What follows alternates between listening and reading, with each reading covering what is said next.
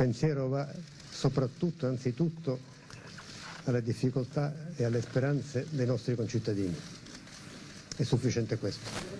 La prima dichiarazione del presidente Mattarella smuove anche Giuseppe Zuccato. Il presidente di Confindustria Veneto affida un comunicato alla sua prima reazione alla nomina del nuovo capo dello Stato.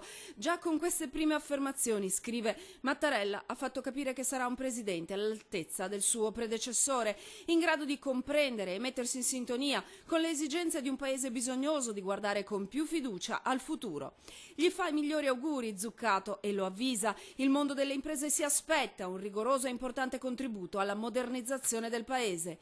In linea anche la reazione di Confartigianato. Le parole che ha espresso all'inizio per sostenere le preoccupazioni degli italiani credo siano un buon inizio di un Presidente della Repubblica che pensa veramente di essere il Presidente di un popolo che oggi ha necessità di uscire da questa situazione. Chiediamo al politologo Feltrin se gli imprenditori veneti potranno sentirsi lontani da un presidente siciliano. È l'ultima delle questioni, si può immaginare se agli imprenditori interessa qualcosa la provenienza del Presidente della Repubblica, giustamente guardano a ben altri indicatori. Un capolavoro di Renzi questa elezione, dice il professor Feltrin, ma chi conosce bene Mattarella non fa che sottolinearne il valore intrinseco. I mesi in cui abbiamo lavorato insieme, io da suo sottosegretario e lui da ministro, li ricordo veramente con tanta simpatia e affetto nei confronti di una persona che è estremamente gentile. Gentilezza e preparazione professionale che metteranno in secondo piano quello che ormai è un dato di fatto.